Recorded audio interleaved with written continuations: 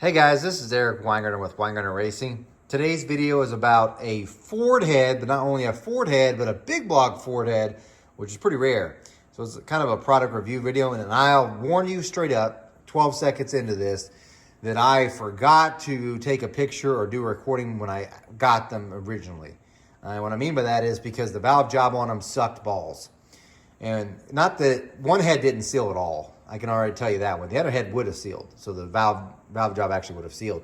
However, I didn't take a picture, and I really regret not doing that. I was just in a hurry to get them done. But the valve job itself was like a 3-angle valve job, but it left a hell of a ledge in the port. Now, these are not just regular heads. These are CNC ported Speedmaster / Pro Comp heads.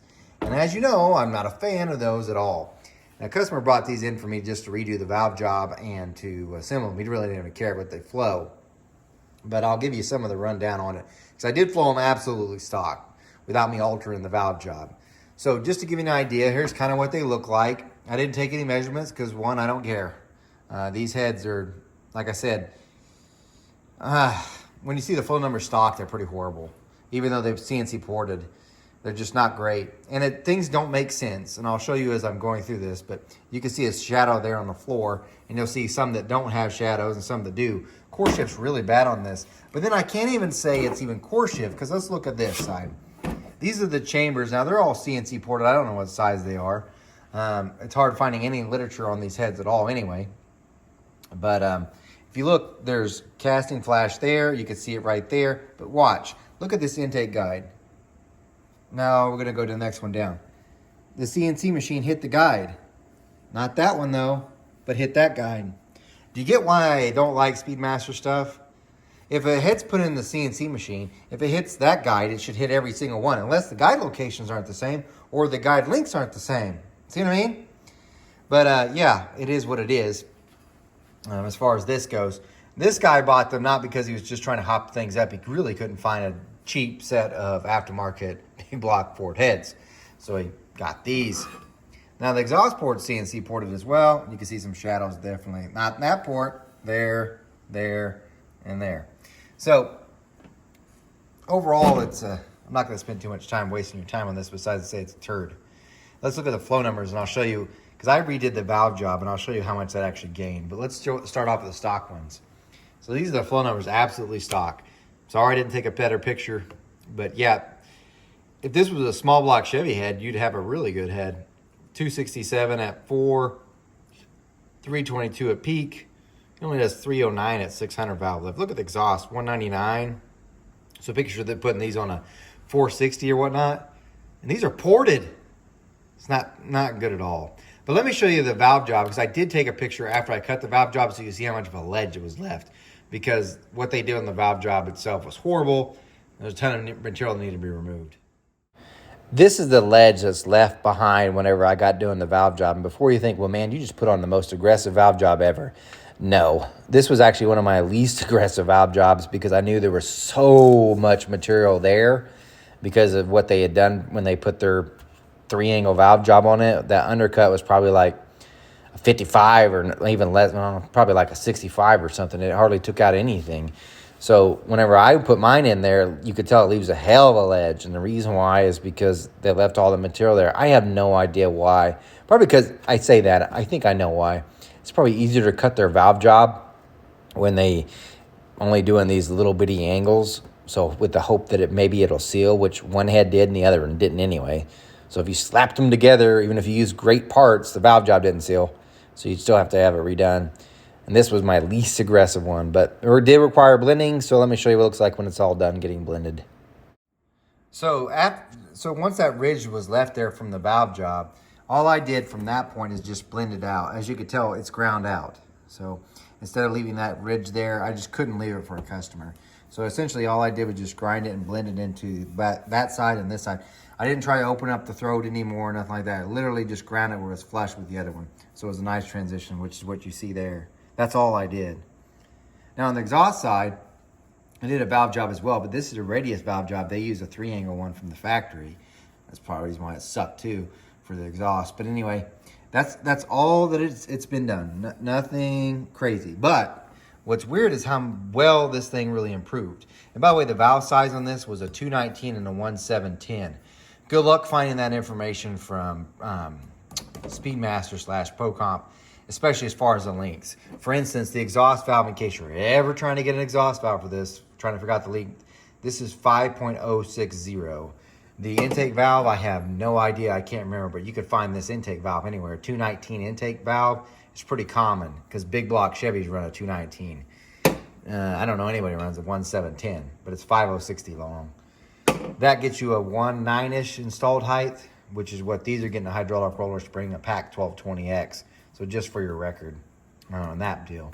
Here's the afterflow numbers. So it picked up a bunch.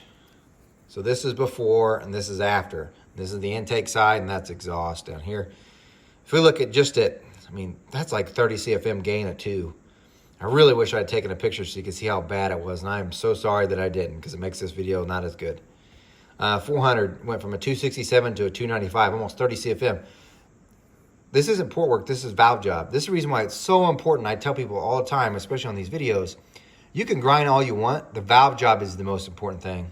And people won't believe it because you don't want to believe you have to spend $300 to get a valve job to make your head actually flow more. Instead, you think you can just grind and you're going to pick up a lot of flow, which you can, but the valve job picks up more, especially in lower lifts. So pretty much from 1 to 4, you're into the valve job range. Some of your port work may affect this, but nothing huge. Port work really affects the higher lift numbers. Sorry to say it, unless things are really, really bad.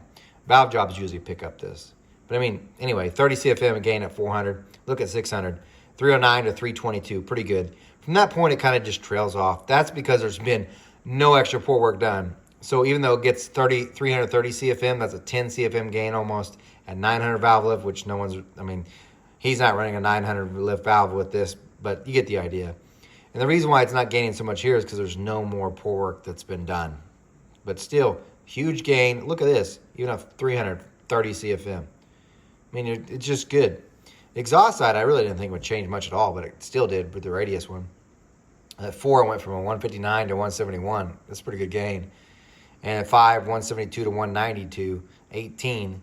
And you can tell it goes all the way up to 213. Of course, that's a peak from a 199 at peak. I mean, that's a good job for no grinding whatsoever has been done on the exhaust. That was just the valve job. That's it. Same valve, everything. So the intake, you got to do some blending to get that out. But yeah, pretty good gain there. Anyway,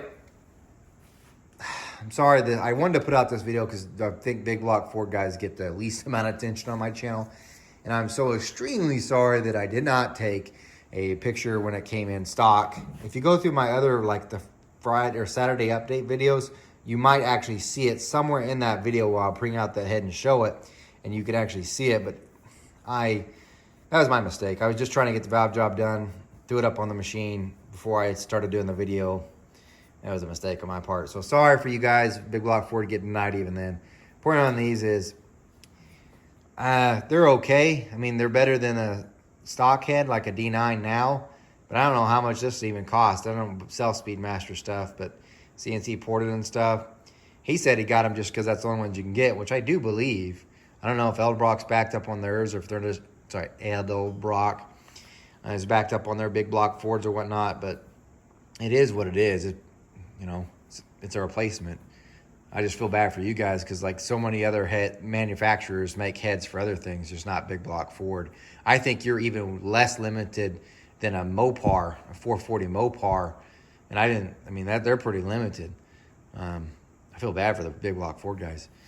But anyway, I know you're like, no, we got the trip flow, we got the A460. Yeah, that's true, but that's more of a racy head. And you're like, well, I got the Super Cobra Jet. Yeah, I mean, if you can find it, and they're not cheap either.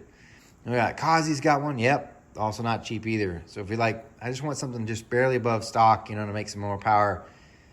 I hate to say it, this might be the only option besides Edelbrock, and I'm not sure if they're even putting out stuff. At least this one anyway. If you think about from their standpoint, my casting foundry can only put out so many cylinder heads. What would I put out? Something that doesn't sell very often or something that does sell very often? So you see what I'm saying? Anyway, I feel bad for you guys. I'm sorry to make a better video for you big block Ford guys, but they got something at least. You know what they flow like actually instead of the high numbers that Speedmaster claims. But anyway, guys, I'm no Superman. You guys take care. Oh, and I don't pour cast iron heads.